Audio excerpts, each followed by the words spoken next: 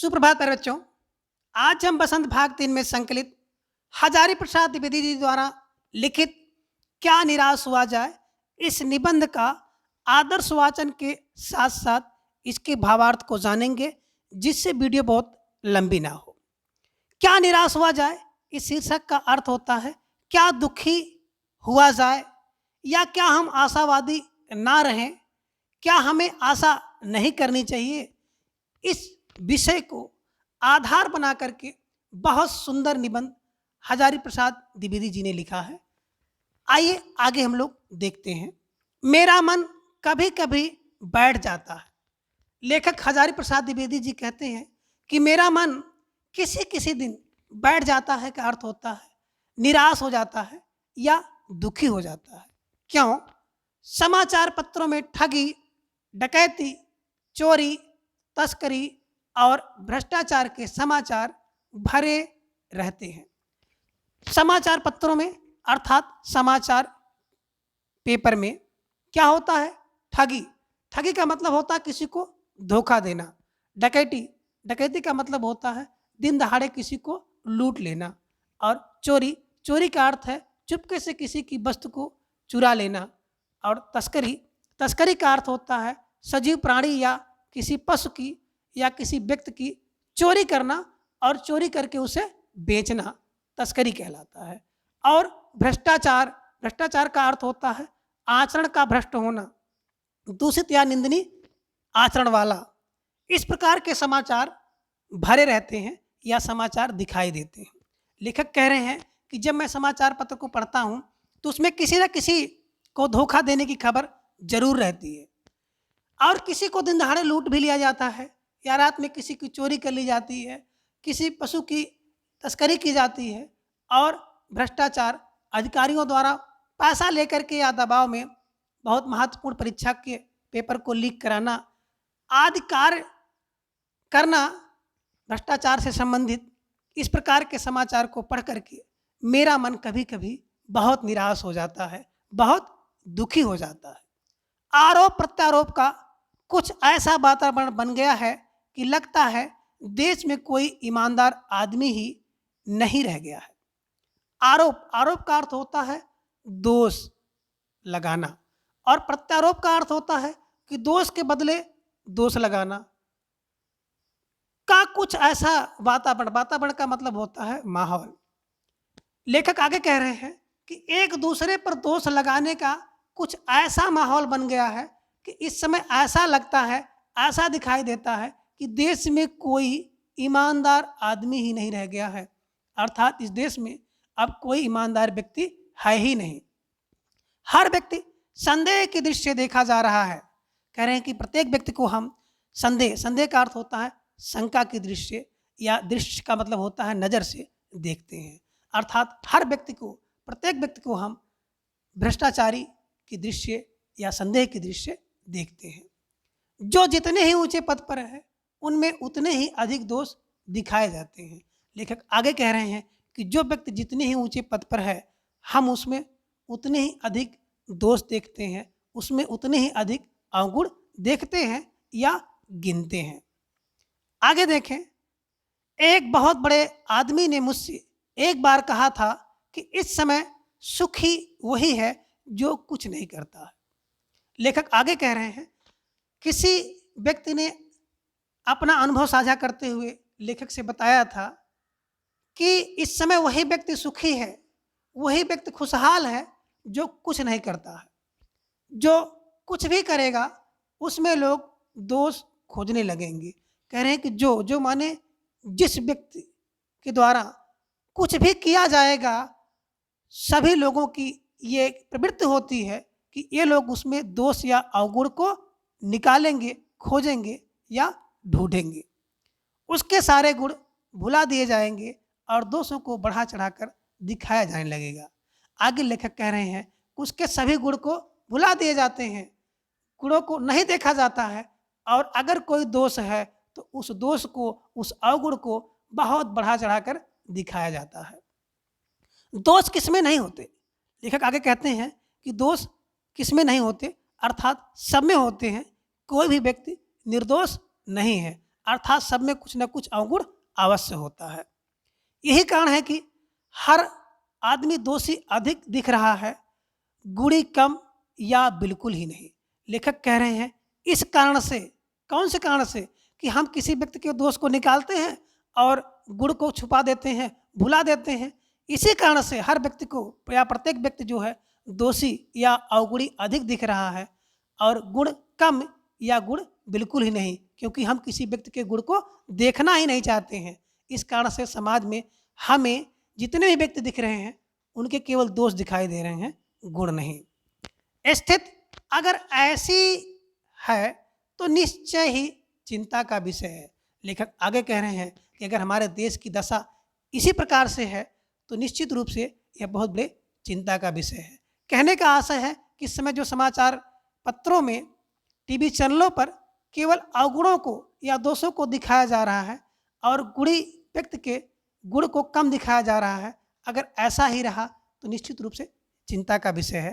प्राय आप देखते हैं कि कोई अगर बुरी घटना हो जाती है, जैसे किसी के यहाँ चोरी हो गई तो उसको बार बार दिखाया जाता है, किसी को लूट लिया गया तो उसको बार बार दिखाया जाता है। लेकिन अगर कोई ईमानदार व्यक्ति किसी के पैसे को वापस करता है, किसी की खोई हुई वस्तु को पहुंचाता है, तो इसको कम या बिल्कुल भी नहीं दिखाया जाता है। इस कारण से हम समाज के लोगों में दोष अधिक दिखाई देता है और गुण कम दिखाई देता है, क्योंकि दोष ज़्यादा दिखाया जाता है, गुण को दिखाया ही नहीं जाता है या कम दिखाया जाता है। इस कारण से इस समाज में हमें दोष अधिक और गुण कम दिखाई देता है। क्या यही भारतवर्ष है जिसका सपना तिलक और गांधी ने देखा था? लेखक आगे प्रश्न पूछ रहे हैं कि क्या ये वही भारतवर्ष है जिसका सपना तिलक और गांधी जी ने देखा था? तिलक जी और गांधी जी का सपना था कि देश में राम राज्य हो, चोरी ना हो, भ्रष्टाचार ना हो, डकैती ना हो। इस प्रकार का भारतवर्ष क्या यही है? रविन्द्रनाथ ठाकुर और मदन मोहन मालवीय का महान संस्कृत सभ्य भारतवर्ष किस अतीत के गहवर में डूब गया? लेखक कह रहे हैं कि रविन्द्रनाथ टैगोर और मदन मोहन मालवीय जैसे महान व्यक्ति और सभ्य और संस्कृत व्यक्ति का भारतवर्ष किस अतीत माने भूतकाल के गहवर का अर्थ होता है गड्ढे में डूब गया, अर्थात कहाँ खो गया। आर्य और द्रविड़, हिंदू और मुसलमान, यूरोपीय और भारतीय आदर्शों की मिलन भूमि मानव महासमुद्र क्या सूख ही गया? लेखक आगे कह रहे हैं कि आर्य और द्रविड़ की संस्कृति, हिंदू और मुसलमान की संस्कृति, यूरोपीय और भारतीय के आदर्श जिस भूमि पर मिलते थे वह भारतवर्ष का महामानव महासमुद्र क्या सूख गया? अर्थात क्या यह सब लुप्त हो गया? क्या यह आज नहीं है? मेरा मन कहता है ऐसा हो ही नहीं सकता। लेखक आगे कहते हैं कि मेरा मन कह रहा है कि ऐसा नहीं हो सकता है। हमारे महान मनुष्यों के सपनों का भारत है और रहेगा। लेखक आगे कहते हैं कि हमारे जो महान विद्वान थे उनके सपनों का यह भारत है, इसलिए यह रहेगा। ऐसा नहीं हो सकता है कि भारत से इस प्रकार की संस्कृतियां, सभ्यताएं, आदर्श नष्ट हो जाएं। ये भारत जो हम मनुष्यों का सपना है और ये आगे भी रहेगा। अर्थात भारत में हमेशा से आदर्श रहा है, हमेशा आदर्श रहेगा। अब आगे देखें, यह सही है कि इन दिनों कुछ ऐसा माहौल बना है कि ईमानदारी से मेहनत करके जीविका चलाने वाले निरीह और भोले भाले श्रमजीवी पिस रहे हैं और झूठ तथा फरेब का रोजगार करने वाले फल फूल रहे हैं।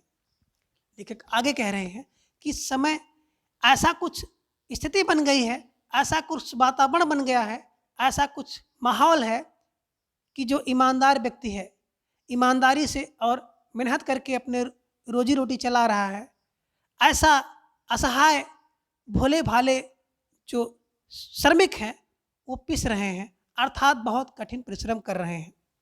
और झूठ बोलने वाला तथा फरेब, फरेब का मतलब होता है कि छल या धोखा, छल और धोखा जैसे से रोजगार करने वाले व्यक्ति जो हैं इसमें फल फूल रहे हैं, अर्थात उन्नत कर रहे हैं। ईमानदारी को मूर्खता का पर्याय समझा जाने लगा है। आगे लेखक कह रहे हैं कि जो व्यक्ति ईमानदार है उसे लोग मूर्ख समझते हैं। सच्चाई केवल भीड़ और बेबस लोगों के हिस्से में पड़ी है। सच्चाई का अर्थ होता है सच्चाई केवल भीड़, भीड़ माने डरपोक, और बेबस, बेबस माने लाचार लोगों के हिस्से में पड़ी है। अर्थात वही व्यक्ति सच्चा है जो डरपोक है या असहाय है। ऐसी स्थिति में जीवन के महान मूल्यों के बारे में लोगों की आस्था ही हिलने लगी है। कह रहे हैं इस प्रकार की स्थिति से जीवन के जो महान मूल्य हैं, सत्य, ईमानदारी, दया, प्रेम, सहिष्णुता, परोपकार आदि मूल्य जो हैं, इसके बारे में लोगों का विश्वास ही घटने लगा है, हिलने लगा है या रह ही नहीं जा रहा है। अब आगे देखें, भारतवर्ष ने कभी भी भौतिक वस्तुओं के संग्रह को बहुत अधिक महत्व नहीं दिया है।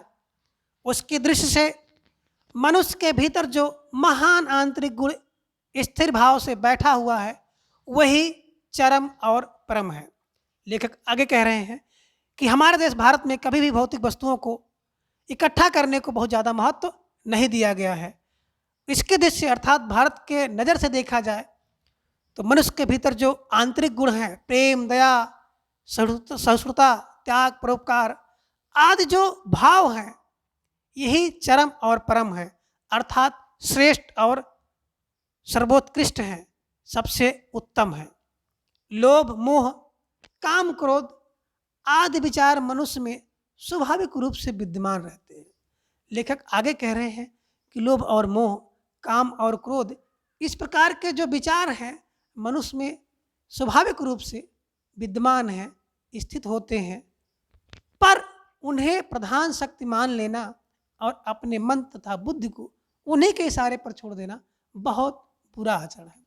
लेखक कह रहे हैं कि लेकिन उसे प्रधान या मुख्य शक्ति मान लिया जाए और अपने मन तथा बुद्धि को उन्हीं के इशारे पर छोड़ देना बहुत बुरा व्यवहार है। भारतवर्ष ने कभी भी उन्हें उचित नहीं माना। कह रहे हैं कि हमारे देश भारत में कभी भी लोभ, मोह, क्रोध आदि को उचित नहीं माना गया, ठीक नहीं माना गया।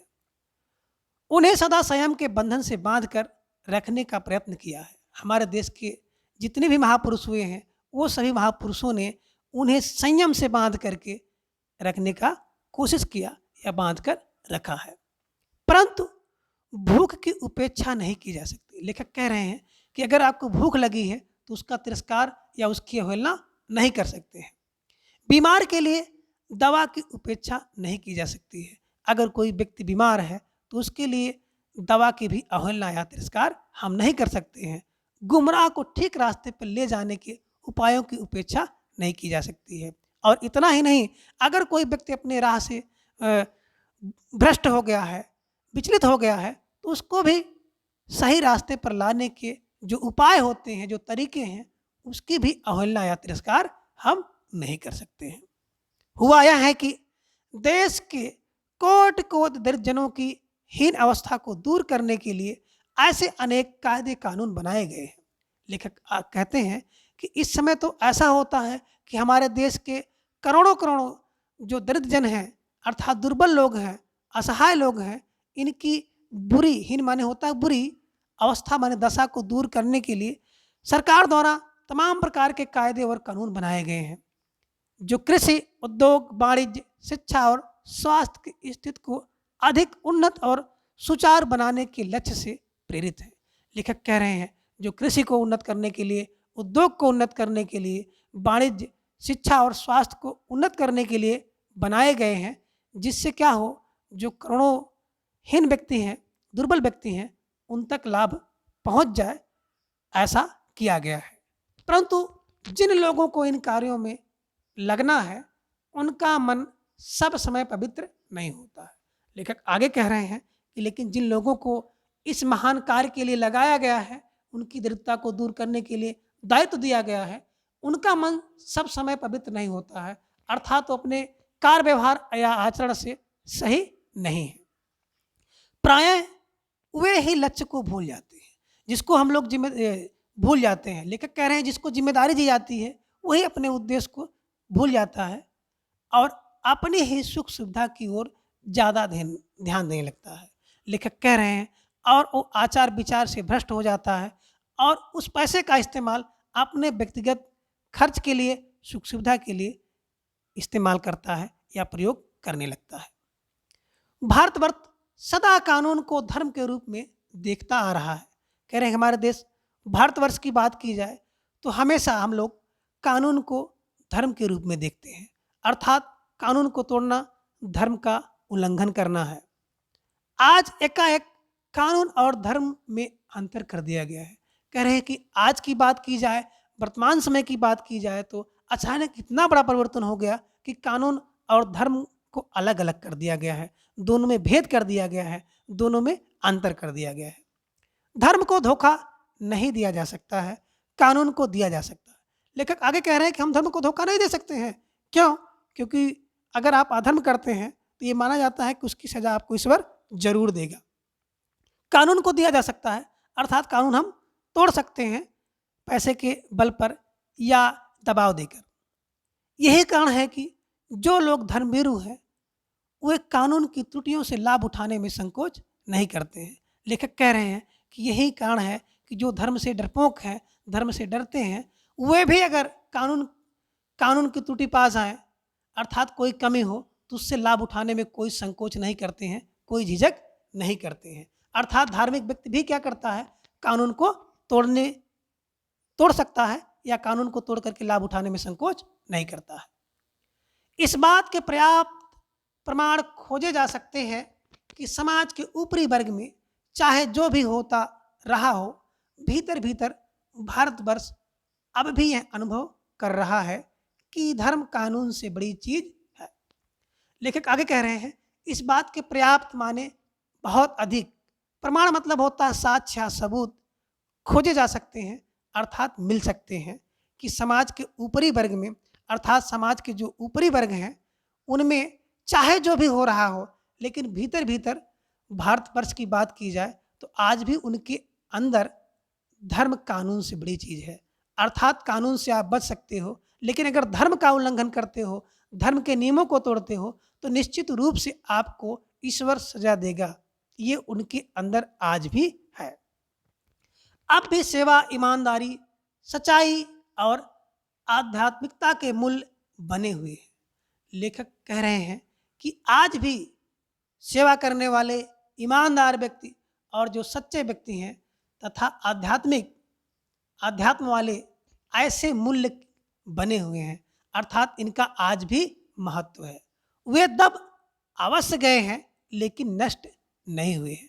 कह रहे हैं कि भले ये कम हो गया है, दब गया है, दिखाई नहीं दे रहा है, लेकिन नष्ट नहीं है, अर्थात सबके अंदर विद्यमान है। सब व्यक्ति किसको? धर्म से डरते हैं। आगे, आज भी वह मनुष्य से प्रेम करता है, महिलाओं का सम्मान करता है। कह रहे हमारे देश भारत की बात की जाए तो एक मनुष्य दूसरे मनुष्य से प्रेम करता है। हम लोग महिलाओं का सम्मान करते हैं, झूठ और चोरी को गलत समझता है। कह रहे कि आज भी भारतवर्ष का जो व्यक्ति है वो क्या करता है? झूठ बोलने वाले को और चोरी करने को गलत समझाता है। कहने का आशय है कि कोई भी व्यक्ति कितना भी भ्रष्ट क्यों ना हो जाए, हम अपने बच्चे को झूठ बोलना और चोरी करना नहीं सिखाते हैं। दूसरे को पीड़ा पहुंचाने को पाप समझता है। किसी व्यक्ति को कष्ट देना हम लोग पाप समझते हैं। हर आदमी अपने व्यक्तिगत जीवन में इस बात का अनुभव करता है।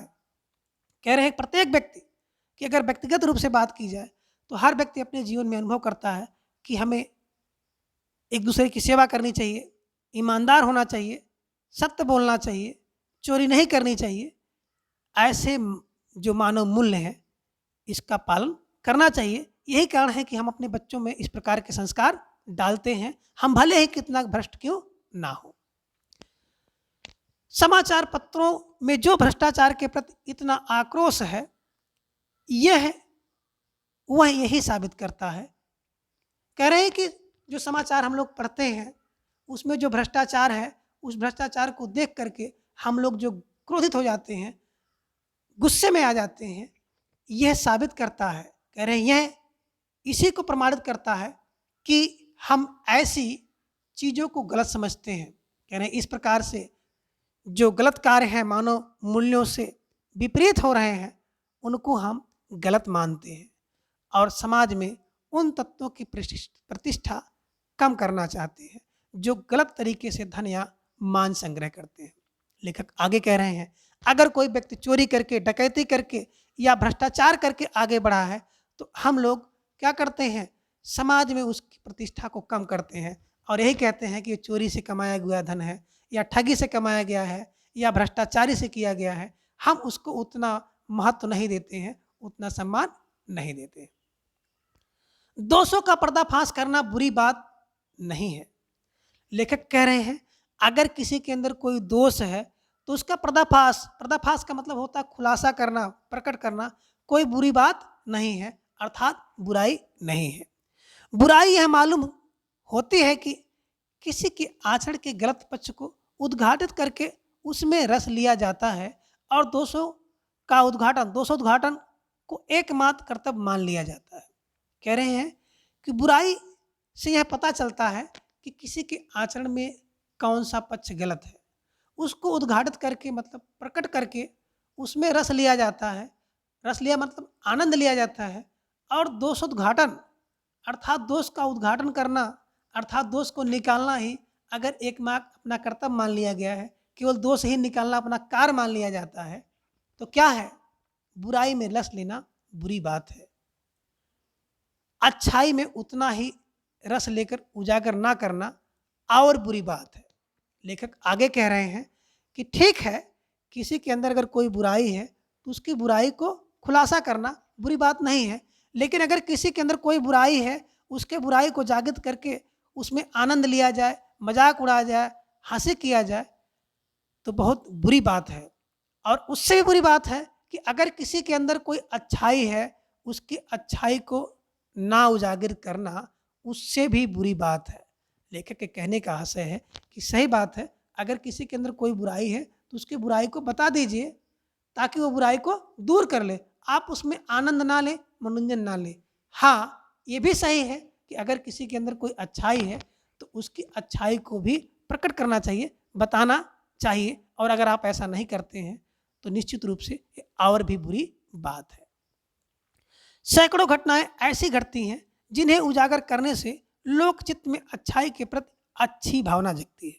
कह रहे सैकड़ों की संख्या में ऐसी घटनाएं हैं जिन्हें अगर हम लोग उजागर कर दें, प्रकट कर दें, तो सभी के मन में अच्छाई के प्रति अच्छी भावना विकसित होती है। जैसे किसी व्यक्ति द्वारा अगर किसी के पाए हुए पैसे को लौटा दिया जाए, किसी की खोई हुई वस्तु को उसे घर पे पहुंचा दिया जाए, इस प्रकार की घटना अगर प्रकाशित की जाए तो निश्चित रूप से लोगों के प्रति अच्छी भावना प्रकट होगी। एक बार रेलवे स्टेशन पर टिकट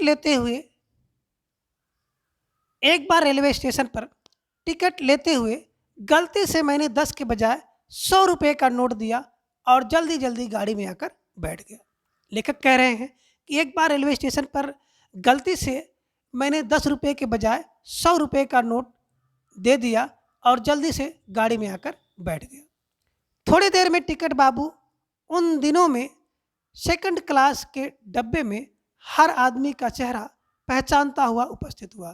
कह रहे हैं कि थोड़ी ही देर बीती होगी कि जो टिकट बाबू था अर्थात टिकट काटने वाले थे, वो पहुंच करके सेकंड क्लास के हर डिब्बे में हर आदमी के चेहरे को पहचान रहे थे, देख रहे थे। उसने मुझे पहचान लिया और बड़ी विनम्रता के साथ मेरे हाथ में 90 रुपया रख दिया और बोला, यह बहुत बड़ी गलती हो गई थी, आपने भी नहीं देखा, मैंने भी नहीं देखा। लेखक कह रहे हैं वो सबको पहचान रहे थे और थोड़ी देर बाद उन्होंने मुझको पहचान लिया और बड़े विनम्रता के साथ मेरे हाथ में 90 रुपये रख दिए, अर्थात दे दिए, और बोले यह बहुत बड़ी गलती हो गई, अर्थात मुझसे भूल हो गई, आपने भी नहीं देखा और मैंने भी नहीं देखा। उसके चेहरे पर विचित्र संतोष की गरिमा थी, मैं चकित रह गया।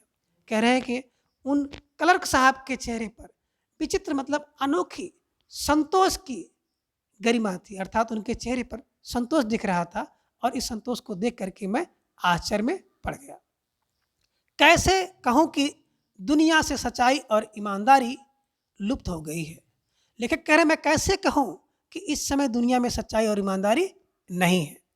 वैसी अनेक अवांछनीय घटनाएं भी हुई हैं। लेखक कह रहे हैं इस प्रकार से अनेक अवांछित माने अनिच्छित घटनाएं भी हुई हैं, परंतु यह एक घटना ठगी और वंचना की अनेक घटनाओं से अधिक शक्तिशाली है।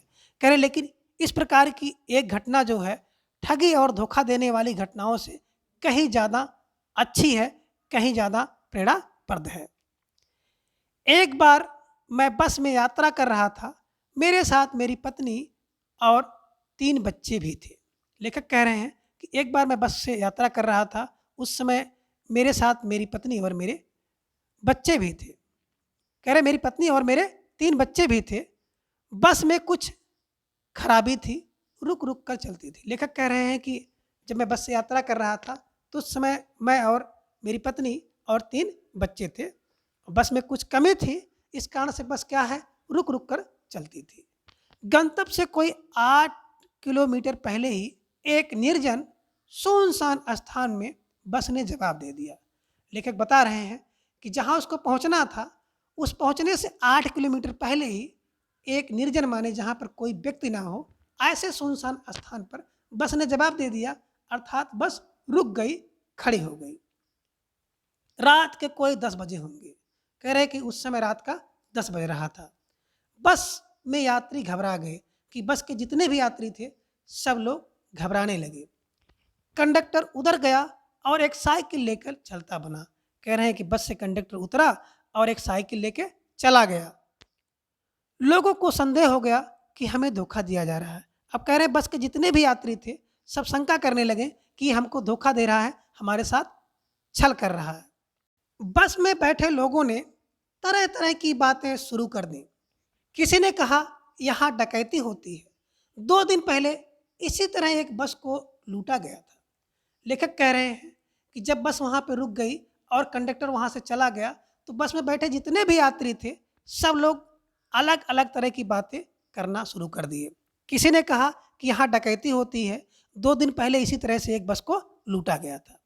परिवार सहित अकेला मैं ही था। लेखक कह रहे हैं कि केवल मैं ही एक ऐसा व्यक्ति था जो परिवार के साथ था।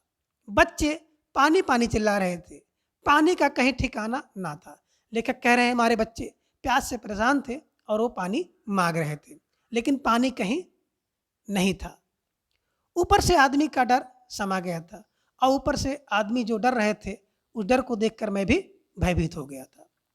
कुछ नौजवानों ने ड्राइवर को पकड़कर मारने पीटने का हिसाब बनाया। लेखक कह रहे हैं कुछ ऐसे व्यक्ति थे, नवयुवक थे, जो ड्राइवर को पकड़ करके मारने पीटने का हिसाब बनाया कि मतलब मारना पीटना चाह रहे थे। ड्राइवर के चेहरे पर हवाइयाँ उड़ने लगी। ड्राइवर के चेहरे पर हवाइयाँ उड़ने लगी। हवाइयाँ उड़ने मुहावरे का अर्थ होता है घबराना। कह रहे हैं ड्राइवर जो है घबरा गया। लोगों ने उसे पकड़ लिया। अब बस के जितने भी यात्री थे, सबने ड्राइवर को पकड़ लिया। वह बड़े कातर ढंग से मेरी ओर देखने लगा और बोला। कह रहे कि वो जो ड्राइवर था, बड़े दया की दृष्टि से मेरी तरफ देखने लगा और फिर बोला, हम लोग बस का कोई उपाय कर रहे हैं। तो ड्राइवर ने बताया कि हम जो है बस का कोई तरीका ढूंढ रहे हैं, बचाइए, ये लोग मारेंगे। लेखक से कहा कि हम बस का कोई उपाय ढूंढ रहे हैं, कोई तरीका खोज रहे हैं, हमको ज़रा बचाइए, नहीं तो ये लोग मुझको मारेंगे। डर तो मेरे मन में था, पर उसकी कातर मुद्रा। लेखक कह रहे हैं कि मुझको भी तो डर लग रहा था, लेकिन उसकी कातर मतलब दयनीय मुद्रा को देखकर मैंने यात्रियों को समझाया कि मारना ठीक नहीं है।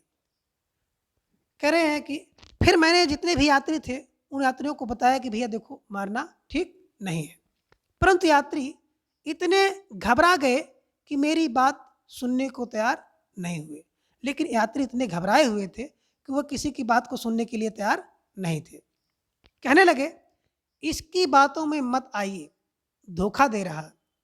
और जो यात्री थे वो कहने लगे कि इसकी बात पर मत आओ, यह ठग रहा है, धोखा दे रहा है। कंडक्टर को पहले ही डाकुओं के यहाँ भेज दिया है और जो कंडक्टर है उसको पहले ही डाकुओं के पास भेज दिया है। मैं भी बहुत भयभीत था, पर ड्राइवर को किसी तरह मार पीट से बचाया। लेखक कह रहे हैं कि मैं भी बहुत डरा हुआ था, लेकिन किसी तरह से ड्राइवर को मारने पीटने से बचा लिया। 1.5-2 घंटे बीत गए। कह रहे 1.5-2 घंटे इस प्रकार से बीत गया या कट गया। मेरे बच्चे भोजन और पानी के लिए व्याकुल थे। मेरे बच्चे, लेखक कह रहे हैं कि मेरे बच्चे जो थे भूखे और प्यासे थे, इस कारण से बहुत परेशान थे। मेरी और पत्नी की हालत बुरी थी। कह रहे हैं मैं और मेरी पत्नी भी बहुत परेशान थे। लोगों ने ड्राइवर को मारा तो नहीं, पर उसे बस से उतार कर एक जगह घेर कर रखा। कह रहे हैं कि अगर जितने यात्री थे मेरे कहने पर वो ड्राइवर को तो मारे पीटे नहीं, लेकिन उसे बस से उतार करके एक जगह घेर कर रखे थे। कोई भी दुर्घटना होती है तो पहले ड्राइवर को समाप्त कर देना उचित जान पड़ता है। और सब लोग कहे कि अगर कोई बुरी घटना होती है तो सबसे पहले इस ड्राइवर को ही समाप्त कर दिया जाएगा। मेरे गिड़गिड़ाने का कोई विशेष असर नहीं पड़ा। लेखक कह रहे हैं मेरे विनम्रता से या निवेदन से उनके ऊपर कोई विशेष प्रकार का प्रभाव नहीं पड़ा। इसी समय क्या देखता हूँ कि एक खाली बस चली आ रही है और उस पर हमारा बस कंडक्टर भी बैठा हुआ है। लेखक कह रहे हैं तभी 2.5-3 घंटे के बाद बीत जाने के बाद कुछ समय बाद एक खाली बस इधर चली आ रही थी और उस बस पर कह रहे हैं जो हमारा कंडक्टर गया हुआ था वो बैठ करके वापस आ रहा था। उसने आते ही कहा अड्डे से नई बस लाया हूँ, अर्थात जो बस स्टॉप है, बस अड्डा है, वहाँ से मैं नई बस लाया हूँ। इस बस पर बैठिए, अब इस बस पर बैठिए। वह बस चलाने लायक नहीं है। कह रहे थे कि यह बस अब चलने लायक नहीं है। फिर मेरे पास एक लोटे में पानी और थोड़ा दूध लेकर आया और बोला। इसके बाद वह मेरे पास आया और बोला, एक लोटा में पानी था और दूध। पंडित जी, बच्चों का रोना मुझसे देखा नहीं गया, वह दूध मिल गया, थोड़ा लेते आया। कि पंडित जी आपके बच्चे जो रो रहे थे, इन बच्चों को मुझसे देखा नहीं जा रहा था और वहीं दूध मिल गया तो थोड़ा लेते आया। यात्रियों में फिर जान आई, अर्थात सभी यात्री फिर से क्या हो गए, फिर से खुश हो गए। सबने उसे धन्यवाद दिया, ड्राइवर से माफ़ी मांगी और 12 बजे से पहले ही सब लोग बस अड्डे पहुँच गए। कह रहे सबने उस कंडक्टर को धन्यवाद दिया, ड्राइवर से माफ़ी मांगी और हम लोग 12 बजे से पहले ही अपने बस अड्डे पर पहुँच गए। कैसे कहूँ कि मनुष्यता एकदम समाप्त हो गई है, कैसे कहूँ कि लोगों में दया माया रह ही नहीं गई। जीवन में जीने की ऐसी घटनाएं हुई हैं जिन्हें मैं भूल नहीं सकता। लेखक कह रहे हैं कि मैं कैसे कहूँ कि इस समय मनुष्यता एकदम समाप्त हो गई है, और हम ये भी नहीं कह सकते हैं कि इस समय किसी के अंदर दया है ही नहीं। जीवन में जाने कितनी ऐसी घटनाएं हैं हुई हैं जिन्हें मैं नहीं भूल सकता। ठगा भी गया हूँ, धोखा भी खाया हूँ, परंतु बहुत कम स्थलों पर विश्वासघात नाम की चीज़ मिलती है। लेखक कह रहे हैं कि यद्यपि मुझे बहुत से लोगों ने ठगा भी है, धोखा भी दिया है, लेकिन बहुत कम स्थानों पर विश्वासघात नाम की चीज़ मिलती है। केवल उन्हीं बातों का हिसाब रखो जिसमें धोखा खाया है, तो जीवन कष्टकर हो जाएगा। परंतु ऐसी घटनाएं भी बहुत कम नहीं हैं जब लोगों ने अकारण सहायता की है, निराश मन को ढांढस दिया है और हिम्मत बढ़ाई है। लेखक कह रहे हैं कि उन्हीं बातों का हिसाब अगर आप रखेंगे जिससे आपको धोखा मिला है, कष्ट मिला है, तो निश्चित रूप से आप निराश होंगे। लेकिन ऐसी भी तमाम घटनाएं आपको हुई होंगी जब बिना कारण के आपकी किसी ने सहायता की है, आपके मन को ढांढस बनाया है, आपको हिम्मत दी है। ऐसे पल को अगर आप याद करेंगे तो निश्चित रूप से आप खुश होंगे, निराश नहीं होंगे। कवि और रविन्द्रनाथ ठाकुर ने अपने प्रार्थना गीत में भगवान से प्रार्थना की थी कि संसार में केवल नुकसान ही उठाना पड़े, धोखा ही खाना पड़े, तो ऐसे अवसरों पर भी हे प्रभु मुझे ऐसी शक्ति दो कि मैं तुम्हारे ऊपर संदेह ना कर सकूं। आगे लेखक बता रहे हैं कि कविवर रविन्द्रनाथ ठाकुर जी ने भी जो अपनी प्रार्थना गीत लिखी है उसमें ईश्वर से प्रार्थना किया है, विनती किया है कि हे ईश्वर, अगर इस संसार में मुझे कुछ नुकसान उठाना पड़े, धोखा खाना पड़े, तो मुझे इतनी शक्ति दे दो कि मैं आपके ऊपर संदेह या शंका ना कर सकूं। मनुष्य की बनाई विधियां गलत नतीजे तक पहुंच रही हैं, तो इन्हें बदलना होगा। लेखक कह रहे हैं कि अगर मनुष्य के बनाए गए नियम गलत परिणाम तक पहुंच रहे हैं, गलत नतीजे तक पहुंच रहे हैं, तो इसे बदलना होगा, इसे परिवर्तित करना होगा। बस तो आए दिन इन्हें बदला ही जा रहा है, लेकिन अब भी आशा की ज्योत बुझी नहीं है। कह रहे इस प्रकार से दिखाई देखें तो दिन प्रतिदिन तमाम प्रकार के परिवर्तन आपको दिखाई दे रहे हैं, लेकिन अब भी आशा की ज्योत बुझी नहीं है, अर्थात अभी भी हमें आशावान होना चाहिए।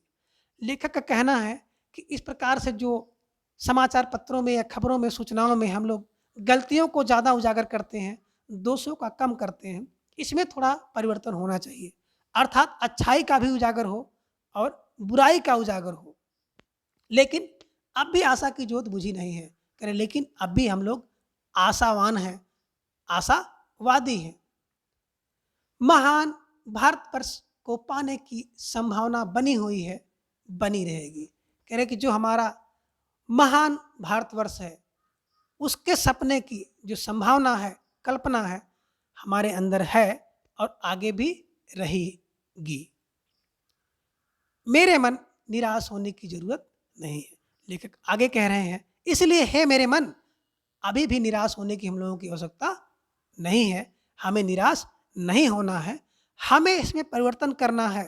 जो दोषों का पर्दाफाश करके दोषों में रुचि लेते हैं, भ्रष्टाचार को, ठगी को, डकैती का हम लोग प्रकाशन करते हैं, उसके साथ साथ हमें किसी के गुण को, किसी के अच्छाई को भी प्रकट करना होगा।